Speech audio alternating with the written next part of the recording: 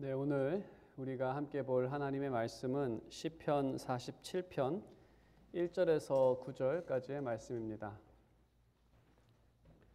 시편 47편 1절에서 9절까지의 말씀을 제가 봉독하고 9절은 함께 읽도록 하겠습니다. 하나님의 말씀입니다. 너희 만민들아 손바닥을 치고 즐거운 소리로 하나님께 외칠지어다. 지존하신 여호와는 두려우시고 온 땅의 큰 왕이 되심이로다. 여호와께서 만민을 우리에게 나라들을 우리 발 아래에 복종하게 하시며 우리를 위하여 기업을 택하시나니 곧 사랑하신 야곱의 영화로다. 하나님께서 즐거운 함성 중에 올라가시며 여호와께서 나팔 소리 중에 올라가시도다. 찬송하라, 하나님을 찬송하라. 찬송하라, 우리 왕을 찬송하라. 하나님은 온 땅의 왕이심이라. 지혜의 시로 찬송할지어다. 하나님이 뭇 백성을 다스리시며 하나님이 그의 거룩한 보좌에 앉으셨도다. 함께 읽겠습니다. 문 나라의 고관들이 모임이여 아브라함의 하나님의 백성이 되도다. 세상의 모든 방패는 하나님의 것임이여 그는 높임을 받으시리로다. 아멘. 네, 오늘은 본문의 말씀을 가지고 거룩한 보좌에 앉으신 주님이라는 제목으로 하나님의 말씀 증거하도록 하겠습니다. 최근에 참 많은 뉴스들이 있었습니다. 그 중에 슬픈 소식 또 참 두려움을 주고 또 안타까움을 주었던 소식들, 여러 가지 소식들이 있었습니다. 지난달에 그 한국에서는 또 새로운 대통령이 뽑혔고 또 그 대통령이 이제 그 자신의 일을 시작하게 되었습니다. 그 일을 시작하면서 가장 그 논쟁이 되었던 것 중에 하나는 뉴스를 통해서 접했는데 그것은 이제 대통령의 그 오피스를 이전하는 일이었습니다. 논쟁의 핵심은 그것인 것 같습니다. 비용과 효율성에 대한 부분일 것입니다. 그것을 어디로 옮기든지는 그렇게 크게 상관한 것 같지는 않은데 과연 이렇게 지출한 만큼 그만큼의 효과적인 국가 운영이 될 것인가, 더 나은 한국을 만들 것인가에 대한 그 질문을 놓고 참 많은 공방이 오간 것으로 기억합니다. 이에 대해서 다양한 의견들이 있었죠. 당연히 그 나라가 그만큼 더 나아진다면, 지불을 한 만큼 더 나아진다면 나쁘지 않은 결정일 것입니다. 하지만 모든 결정들이 그렇듯이 이것은 시간이 지나야 알 수 있는 일이기 때문에 특히 이처럼 처음 해보는 일은 예측하기가 너무나 힘듭니다. 어떠한 결과가 날지. 그래서 시간이 지나야 이것이 좋은 판단인지 나쁜 판단인지에 대해서 어떠한 그 결론을 내릴 수 있을 것 같습니다. 이 집무실을 옮기는 것과는 참 규모적으로 많은 차이가 나지만 그 오늘 본문의 배경에서 생각해 보았을 때 그 예수님께서 승천하신 그 일, 지난 목요일이 바로 예수님의 승천을 기념하는 주님 승천 대축일이었습니다. 이 승천의 그 핵심은 바로 예수님께서 사역하시는 장소가 바뀐 것인데 그 가나안이라는 지금 이제 이스라엘이죠. 그 땅에서 사역을 하시다가 이제 그 사역지를 이 하늘로 옮기시는 그러한 사건입니다. 당연히 이 장소가 옮겨졌을 때 제자들은 많은 염려를 했습니다. 하지만 지혜가 완전하신 그 하나님께서는 이 하늘의 보좌에 앉으시는 것이 우리에게 더 좋다라고 말씀하시면서 그렇게 옮기셨는데 당연히 지혜가 완전하신 하나님이기 때문에 그러한 이 결정에 대한 혜택을 이제 우리가 누리게 된 것이죠. 그래서 오늘 본문을 통해서 우리가 함께 살펴볼 내용은 이 오늘 본문에서도 언급하고 있듯이 바로 주님의 구원 사역과 이 승천에 대한 예언의 말씀입니다. 누가복음에서도 우리가 지난주에 살펴보았듯이 구약의 율법, 선지서, 시편은 다 예수 그리스도에 대한 증거들이고 예언입니다. 그럼 오늘 이 말씀을 통해서 그 예수 그리스도의 사역이 어떻게 예언이 되었고, 또 오늘 말씀은 예수 그리스도의 승천에 대한 예언이기도 하며, 또 더 나아가 오늘 본문은 우리 교회 모임과 오늘 예배를 함께 드리는 여러분들이 이곳에서 예배를 드리게 될 것이다라는 그 예언까지도 포함된 말씀입니다. 그러면 이제 우리가 이 교회에 대한 이 시리즈를 함께 살펴보면서 우리 예배와 우리 현재 교회가 갖고 있는 이 의미가 어떠한 의미를 갖고 있는지 오늘 본문을 함께 살펴보도록 하겠습니다. 오늘 47절의 말씀을 보게 되면 만민들에게 명령합니다. 여기서 만민은 세상 모든 사람들을 다 의미합니다. 그들에게 손바닥을 치고 즐거운 소리로 외치라고 명령합니다. 요즘 공통적으로 이렇게 박수와 환호는 큰 기쁨의 표현입니다. 이 친구나 또 우리 가족, 또 우리 자녀 중에서 그 여러분 중에도 졸업식에 참여하신 분들도 계실 텐데, 이 수상식이나 졸업식에서 그 이름이 발표가 되면 사람들이 이 박수와 환호의 소리를 지릅니다. 축하와 기쁨에 대한 표현인 것이죠. 그 지난주에 축구를 좋아하시는 분, 또 손흥민을 좋아하시는 또 팬들은 그 마지막 경기를 보면서 그 두 골을, 특히 이제 두 번째 골을 넣었을 때 그 팬들은 정말 소리를 지르고 환호하고 이 박수를 막 쳤습니다. 같이 경기를 함께 보는 이 팬들이 또 모여서 함께 경기도 보는데 그 시간에도 정말 박수를 치면서 환호를 하는, 그 이유는 이 최다골 선수상을 받았기 때문에, 정말로 힘든 일이고 어려운 일을 해냈기 때문에, 졸업식에도 그 졸업식이 정말 힘들게 그 졸업장을 받게 된 그 자녀에게 박수와 환호를 보내게 되고, 또 수상식에서도 그 수상, 너무나 어렵고 힘든 상을 받게 되었을 때 그러한 기쁨을 표현을 합니다. 오늘 본문에서 박수를 치라는 것, 그 환호를 하라는 것, 이러한 즐거움의 환호와 박수를 여호와 하나님께 돌리라고 명령을 합니다. 어떤 분위기인지는 여러분께서 아시겠죠. 어떠한 기쁨과 어떠한 그 마음으로 지금 하나님께 찬양하라는 것인지를 이제 여러분께서 대략 짐작하셨으리라 생각을 합니다. 그럼 왜 여호와 하나님께 이러한 그 기쁨과 감사를 표현해야 하는가? 과연 우리는 그러한 감사와 기쁨과 정말 대한민국이 월드컵에서 16강에 오른 그 기쁨 이상의 박수와 기쁨, 환호를 하는가? 한번 생각해 볼 필요가 있을 것 같습니다. 그럼 이렇게 기쁨을 표현하는 이유는 무엇인가? 2절에서 설명하고 있습니다. 2절에서는 왜냐하면 그분은 지존하신 왕, 그러니까 지존이라는 것은 그 최고로 높으신, 경쟁 상대가 없을 정도로 최고로 높은 그런 위대하신 높으신 왕, 그리고 그분에 대해서 두려우시고라고 되어 있습니다. 그러니까 두려움이라는 것은 아마 만민을 평정하신 그 일이 참 원수들에게는 두려운 일이었기 때문에 그렇게 번역을 한 것 같은데요. 이 히브리어는 두려움으로도 번역할 수 있지만 이 문맥에서는 조금 어색함이 있는 것 같습니다. 그래서 두려움이라는 번역보다는 이 경탄할 만한 이 더 나은 번역입니다. 정말 닭사 돋을 만한, 너무나 대단해서 정말 무서울 정도로, 닭살이 돋을 정도로 너무나 대단한 일을 하셔서 정말 너무나 놀라워서라는 그러한 의미, 그러한 감정을 내포하고 있습니다. 종합하면 높고 위대하신 왕 하나님께서 경탄할 만한 일을 행하셨기 때문에 너희들은 박수치고 환호하라는 명령입니다.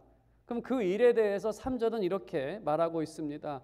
이스라엘이 가나안 땅을 얻게 된 그 내용을 3절에서 찬양을 하는데, 하나님께서 그 땅을 평정하시고, 복종케 하셨다는 것은 그 땅을 평정하셨다는 것이고요.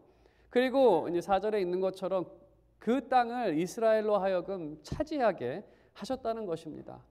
그 땅은 야곱의 영화라는 것은 이제 자랑거리, 영광. 이것은 마치 이 왕이 하사한 물건과 같은, 보통 왕이 하사한 물건은 그 집안의 가보로 전해집니다. 뭐 집안의 가보라고 한다면 이거는 뭐 어떤 왕 시대에 그 왕이 우리 선조에게 준 뭐 편지 한 통, 뭐 하사한 뭐 칼 한 자루, 뭐 이러한 게 가보가 됐죠. 근데 왜 그게 가보냐면 바로 왕이 주었기 때문에, 어떤 공적을 인정받아서 주었기 때문에 그것이 가보로 내려갑니다. 자랑이죠. 가문에. 이스라엘에게 이러한 자랑, 영화는 바로 그 위대하신 하나님께서 자신들에게 주신 그 땅, 가나안 땅, 그 땅을 받았기 때문에 자랑이고, 또 그것으로 인해서 이제 기쁨과 감사를 표현하라는 그러한 찬양을 합니다. 그럼 여기서 이제 한 가지 질문이 발생합니다. 하나님께서 이스라엘을 축복하신 일인데 왜 이 이스라엘 사람은 만민에게 기뻐하라고 하는가? 다른 말로 하면 이거는 이스라엘만 기뻐할 일이 아닌가? 뭐 그러한 질문이 생깁니다. 왜 이스라엘만 기뻐할 일을 온 세상 사람들 전부 다 여호와께 감사와 기쁨의 찬양을 돌리라고 하는가라는 질문이 발생하죠. 그 원저자의 그 의도만을 놓고 생각해 보았을 때, 그 이스라엘만 이러한 찬양을 명령하는 것은 이 축복이 이스라엘만을 위한 축복이 아니기 때문에 그렇습니다. 하나님께서 그 땅을 주시겠다라고 처음 약속하셨을 때 아브라함에게 약속하셨는데, 그때 아브라함에게 이렇게 말씀하십니다. 창세기 12장 3절, 그러니까 너에게 많은 자손을 주고 땅을 주고 나라를 세우게 하는데, 그것의 최종 목적은 땅의 모든 족속이 너로 말미암아 복을 얻을 것이라. 세상의 모든 사람들을 전부 다 축복하기 위해서 내가 너에게 이러한 것을 준다라는 의미입니다. 그래서 하나님께서는 이스라엘을 제사장 나라라고 합니다. 제사장 나라라는 것은 하나님과 모든 나라들 사이에 중보하는 나라, 그게 이스라엘이라는 것이죠.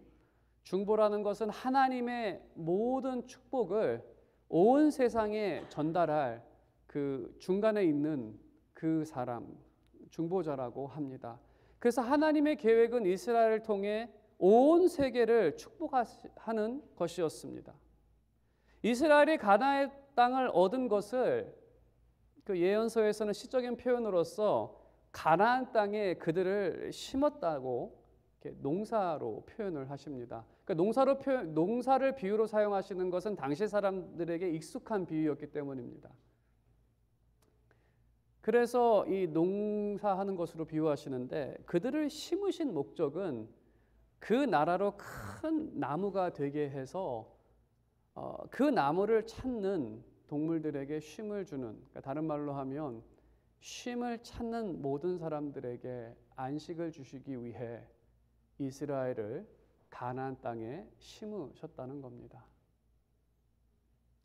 그래서 누구든지, 세상 누구든지 그 안에서 안식을 얻을 수 있도록, 종합해 보면 세상 모든 사람들을 축복하시기 위해 이스라엘을 택하시고 그 땅을 주셨다는 겁니다. 하지만 이스라엘도 아담처럼 죄를 범하여 누구도, 그들의 이웃도 자기 자신도 그 하나님의 축복을 얻지 못합니다. 만일에 아담이 불순종하지 않았다라고 한다면 그의 모든 자녀들, 이 지구상을 살아가는 모든 자녀들은 하나님의 축복을 누렸을 것입니다. 마찬가지로 이스라엘이 불순종하지 않았다라면 모든 족속이 축복을 누렸을 것입니다. 하지만 그들은 죄를 범하여 하나님께 불순종했었고, 그래서 하나님과 결별하게 됩니다. 하나님의 영은 그들을 떠났습니다. 그리고 그들은 에덴 동산에서, 그리고 약속의 땅에서 쫓겨납니다.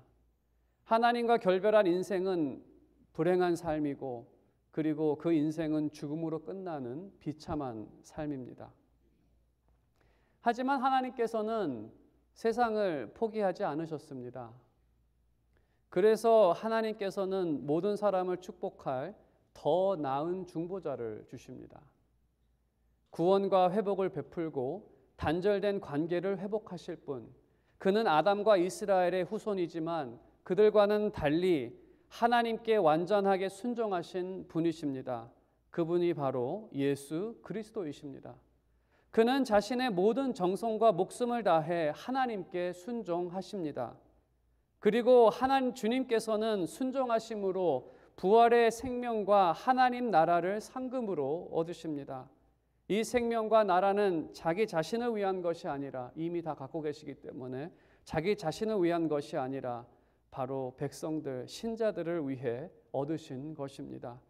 그래서 주님을 믿는 사람들은 주 안에서 그 생명과 그 나라를 누릴 수 있습니다.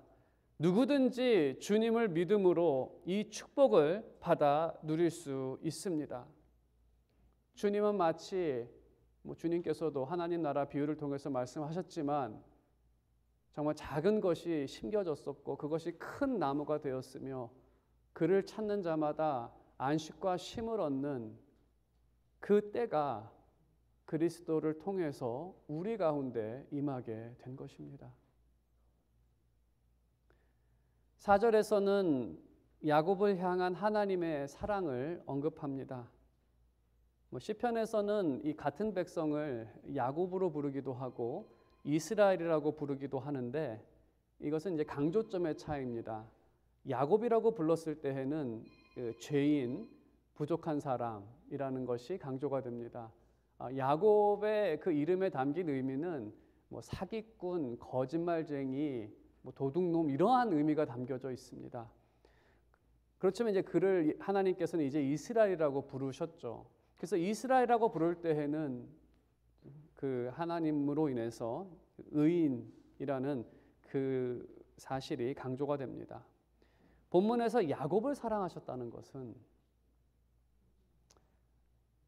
그 의미는 죄인이었을 때부터 사랑하셨다는 것입니다. 그들이 의인으로 증명받은 후에 하나님께서 사랑하기 시작하신 것이 아니라 그들이 죄인 되었을 때부터 사랑하셨다는 것이죠. 그래서 누구든지 죄인이라도 주 안에서 하나님의 축복을 받을 수 있습니다. 이러한 축복을 누리는 우리가 주님을 생각할 때 환호하면서 박수치는 것은 너무나 합당합니다. 어떠한 왕이 자기 백성을 위해 자신의 목숨을 내려놓을 수 있겠습니까? 어떠한 왕이 죄인을 위해 자신의 모든 영광을 내려놓고 가장 낮은 자리에 처할 수 있겠습니까? 주님께서는 하늘의 모든 영광을 버리시고 낮은 자로 오셔서 죄인인 우리를 위해 십자가를 지시고 돌아가셨습니다. 그리고 하나님 아버지께서는 주님을 죽은 자 가운데서 살리십니다. 하나님께서 행하신 죽음과 부활의 사역은 우리에게 죄 사함과 거룩함이 되었습니다. 그리고 우리는 영원한 하나님의 나라를 받게 되었습니다. 이 사실을 믿는 우리가 박수치고 환호하는 것은 너무나 당연한 일입니다. 우리가 이 일을 생각할 때마다 정말 경탄할 수밖에 없고 놀라울 수밖에 없고 이 사실을 다시 한번 깨달을 때마다 닭살이 돋는 것은 너무나 당연한 그런 우리의 마음의 반응일 것입니다. 더 나아가 우리도 세상의 모든 사람에게 주님께서 행하신 일에 대해 박수치고 환호하라고 명령해야 합니다. 왜냐하면 우리가 받은 나라는 모든 사람들에게 베푸시는 하나님의 축복이기 때문입니다. 누구든지 주님을 믿는 자가 누릴 수 있기 때문에 우리 옆에 있는 이웃도 우리가 아는 모든 사람들도 그리스도를 믿음으로 이 축복을 누릴 수 있기 때문에 그래서 이 찬양으로 초대하는 그 초대는 사실 주님과 그 나라로의 초대입니다. 너희도 주님을 믿음으로 이 나라를 누리고 우리와 함께 그 여호와 하나님께 그 위대하시고 놀라우시고 경탄할 만한 그 일을 행하신 하나님께 우리 함께 찬양하자고 박수와 환호를 보내자고 그래서 만민들에게 이 찬양을 함께 부르자고 시편 기자가 우리에게 말하는 것이고 또 우리도 이 찬양을 부르면서 만민들에게 이 찬양을 명령할 수 있는 것입니다. 이제 5절 하반부의 말씀을 계속해서 살펴보도록 하겠습니다. 이제 그 4절까지가 이제 첫 번째 마디라면 이제 나머지는 2절에 해당되는 것인데 하나님의 다스림과 연결해서 이 승천에 대한 말씀이 기록이 되어 있습니다. 5절에 보게 되면 하나님께서 즐거운 함성 중에 올라가신다라고 되어 있습니다. 이것은 장차 나타날 그리스도의 승천에 대한 예언의 말씀입니다. 승천에 대해서는 그 많은 성경 공부를 하지 않는 주제 중에 하나입니다. 우리가 예수 그리스도의 죽음과 부활에 대해서는 참 많은 성경 공부를 했습니다. 그 의미가 대속적 죽음부터 시작을 해서 하나님과 우리가 화목된 화목제라는 거 그러한 다양한 의미가 죽음에 담겨져 있고 부활을 통해서도 우리의 새로운 삶이 시작이 되었고 하나님의 나라가 시작되었다라는 그러한 의미들을 부활을 이제 성경 공부를 통해서 많이 우리가 접했습니다. 하지만 그리스도께서 승천하셨다라는 이 승천에 대한 의미는 무엇인가? 당연히 이 부분은 우리가 참 접하지는 못한 성경 공부 중에 하나인데 이 승천을 우리가 또 매주 고백을 하죠. 사도신경에도 승천하사 하나님 우편에 앉아 계신다는 그 고백을 하는데 그 고백에 담긴 가르침, 그 의미는 그 두 가지 의미를 담고 있습니다. 예수님께서 승천하셨다라는 것은 첫 번째로 주님께서 그 육신적으로 계시지 않는다라는 주님의 부재라는 의미를 담고 있습니다. 그 다음에 두 번째 승천의 의미는 상당히 역설적인데요. 주님의 임재를 또한 담고 있습니다. 육신적이지는 않지만 주님께서 다른 방식으로 이 땅 가운데 임재하신다라는 의미를 담고 있습니다.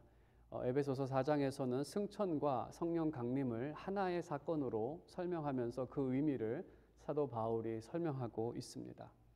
그래서 승천에는 이 두 가지 의미, 주님의 부재와 주님의 임재를 담고 있습니다. 그리고 그 주님의 부재와 주님의 임재의 상징은 바로 교회입니다.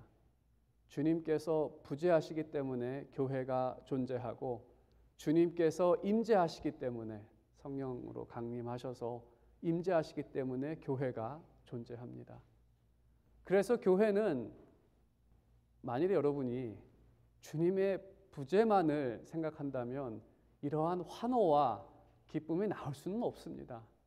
하지만 그 하나님께서 오늘 우리와 함께 계시기 때문에 우리가 그 하나님 앞에 찬양을 드리고 우리가 환호하고 또 우리가 박수를 보낼 수 있는 것입니다. 그래서 이 역설적인 상황, 주님의 부재와 임재, 하지만 우리가 이것을 믿는 것은 교회가 존재하기 때문에 그렇습니다. 이제 오늘 본문의 말씀을 통해서 이 사실들을 한번 생각해 보겠습니다. 과연 이 부재와 임재가 말하는 것이 무엇인지에 대해서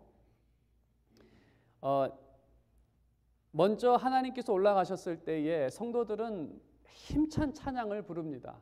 그러니까 이것은 뭐 섭섭함이 아니라 오히려 이 함성 중에 올라가시는데 올라가시는 그 하나님께 찬송하라, 하나님을 찬송하라, 찬송하라, 우리 왕을 찬송하라. 그러니까 찬송이 4번이 등장하는 6절에서는 막 찬송이 막 뭐 연달아서 막 찬송을 부릅니다. 그러면 7절에 이렇게 고백을 합니다. 찬송의 이유라고 할 수가 있겠죠. 하나님은 온 땅의 왕이심이라 지혜의 시로 찬송할지어다. 그 이유는 여전히 온 땅을 다스리시기 때문에, 승천의 의미 중에 하나는 이제 주님이 온 땅을 다스린다는 것입니다. 예수님께서 이스라엘의 왕에 등극하셨다라고 한다면 예수님께서는 아마 그 지금 이스라엘 그 조그만 땅 하나만 다스리셨을 것입니다. 하지만 예수님께서 승천하셨기 때문에 이제는 온 땅을 다스리십니다. 주님께서 그러한 의미를 담고 있습니다. 그 방법은 8절에 기록되어 있는 것처럼 주님은 거룩한 보좌에 앉아 뭇 백성을 다스리십니다. 이사야서 66장을 보게 되면 하나님의 보좌는 하늘에 있고 그 발등상은 땅에 있다라고 말하고 있습니다. 그 이사야서 66장의 말씀이죠. 그 의미는 하나님께서, 주님께서 하늘에서 다스리시지만 그 영향은 땅에도 미친다는 의미입니다. 예수 그리스도께서는 하늘과 땅의 모든 권세를 갖고 계십니다. 그리고 오늘도 다스리십니다. 주님께서 이 땅을 다스리고 계시다는 임재의 증거는 바로 교회입니다. 그 증거를 9절에서는 이렇게 말합니다. 교회에 대한 예언입니다. 문나라의 고관들의 모임이라고 불리는 것. 여기서 문나라라는 것은 이방 나라들을 의미하는데, 이방 나라들의 고관들이 모아놓은 그 사람들이 아브라함의 하나님의 백성이 될 거란 것입니다. 그러니까 이스라엘처럼 하나님의 백성, 하지만 이스라엘보다 더 나은 하나님의 백성입니다. 더 나은 이유를 우리가 조금 생각해 보면, 우리의 상황이 이스라엘보다 더 나은 이유는 이스라엘을 이끌었던 모세보다 더 나은 목자가 우리의 목자가 되셨고, 이스라엘의 가장 위대한 다윗 왕보다 더 나은 왕이 바로 우리 주 예수 그리스도이시기 때문에 그렇습니다. 다윗 왕이 아무리 위대한 왕이라 하더라도 그는 자신의 사역을 채우기 위해 자신의 양을 희생시켰던, 우리아를 죽였던 사람입니다. 하지만 우리 왕은 우리를 살리시기 위해 자신의 목숨을 내어놓으신 분이십니다. 그래서 우리에게는 더 나은 왕, 비교할 수 없는 그분이 교회의 머리가 되시고 목자가 되시기 때문에, 그분은 목자로서 교회를 보호하십니다. 그리고 교회는 그 주님을 높이며 찬양합니다. 지금까지 우리가 신앙을 지키고 주님의 말씀에 반응하는 것은 주님께서 교회와 함께 계셨기 때문입니다. 오늘 이 시간 우리가 하나님 앞에 나와 예배하는 것, 하나님께 찬양을 부르는 것, 그것은 하나님께서 우리를 자신의 백성으로 삼아 주셨기 때문에, 오늘 우리는 이 영적인 사실에 대한 증거이고 또 우리는 증인들입니다. 우리가 에비던스입니다. 우리는 한국 사람이지만 예언된 말씀처럼 아브라함의 하나님의 백성이 되었습니다. 천지를 지으신 유일무이하신 하나님을 나의 하나님으로 고백하는, 구약에는 오직 이스라엘 백성만 부를 수 있었던 그 특권이 이제 우리에게 임하게 된 것입니다. 우리가 주님의 말씀을 들을 때 우리의 마음은 기뻐합니다. 평안과 위로를 경험합니다. 주님을 향한 믿음의 굳건함과 더 소망함이 우리에게서 발생되어지고, 주님께서 명령하실 때 우리 영혼이 아멘으로 화답합니다. 그래서 그 영혼과 부딪히는 육신의 정욕은 순종과 불순종을 놓고 영적인 싸움을 벌립니다. 차라리 우리가 듣는 귀가 없다면, 우리 영혼이 죽어 있다라고 한다면 이러한 고민조차 하지 않는 그러한 사람일 것입니다. 하지만 우리의 영혼이 하나님께서 명령하실 때 내가 저거를 따라야겠다라는 그 마음이 우리 가운데에서 일어나기 때문에, 그리고 그 마음이 우리의 육신의 정욕과 부딪혀서 내가 순종할 것이냐 불순종할 것이냐라는 그 고민과 불순종 가운데 우리가 슬퍼하고 패배감을 느끼고 또 순종함 가운데에서 승리와 기쁨을 누리는, 그것이 우리가 살아있다라는 그러한 증거 중에 하나 아닙니까? 그리고 우리가 이것을 고민하면서 우리가 의를 위해 기도할 때 주님께서는 그 기도를 들으시고 순종의 용기와 동기와 필요한 모든 것들을 우리에게 채워 주십니다. 그래서 순종함으로 우리는 의의 열매를 맺고 하나님의 열매를 맺으며 그 결과 주님의 다스리심이 교회를 통해 나타나게 됩니다. 주님께서 살인하지 말라라는 그 명령을 하실 때 우리가 아멘으로 화답하며 당연히 살인을 하지 않을 뿐만 아니라 우리는 생명을 보호하기 위해서 우리가 노력을 합니다. 하나님께서 거짓 증언하지 말라라고 명령하실 때 우리는 그 명령에, 교회는 아멘으로 화답합니다. 바로 하나님의 통치가 이 교회 안에서 이루어지는 것이고, 우리가 소망하는 것은 교회에서 시작된 이 하나님의 나라, 그 통치가 바로 온 세상에 완전하게 나타나는 것입니다. 정말 살인하지 말라라는 그 명령이 선포되었을 때 정말 온 세상이 아멘으로 화답하며 서로 생명을 존중하고 아끼고 그 생명을 위해 정말 모든 수고를 하는 그 하나님의 나라가, 그 통치가 이 땅 가운데 나타나기를 진정으로 소망하는 것이죠. 그 하나님의 통치의 시작은 바로 교회입니다. 교회는 하나님께서 명령하실 때 아멘으로 화답하며 그 하나님의 왕되심을 찬양하며 그 왕께서 이곳을 다스려 달라고 하는 그 소망이 시작되는 것이고, 또 우리의 소망은 그 나라가 정말 온 세상에 완전하게 하나님의 그 통치가 이 땅 가운데 나타나 더 이상 슬픔이 없고 더 이상 아픔이 없고 더 이상 부당함이 없는 그런 세상을 살아가는 것, 그것이 우리의 소망이기도 합니다. 이 시편에는 바로 그러한 의미를 담고 있습니다. 하나님의 그 다스리심, 그 왕되심. 그래서 그 하나님의 나라를 바라며 우리 하나님께 나아가 찬양하자는 그러한 초대가 담겨져 있는 것이죠. 오늘 말씀의 결론을 맺도록 하겠습니다. 온 세상이 주님을 찬양해야 하는 이유는 세상 모든 사람들을 구원하시기 위해 주님께서는 정말 놀라울 일을, 경탄할 만한 일을 행하셨기 때문입니다. 우리는 주님을 믿음으로 죄사함을 얻고 거룩한 사람이 되었습니다. 그리고 하나님과의 관계가 회복되어 하나님을 나의 하나님으로 부를 수 있는 특권이 주어졌습니다. 이러한 축복을 주시기 위해 주님은 자신의 모든 것을 죄인들을 위해 희생하셨습니다. 주님의 사역은 참으로 놀랍고 위대한 일이십니다.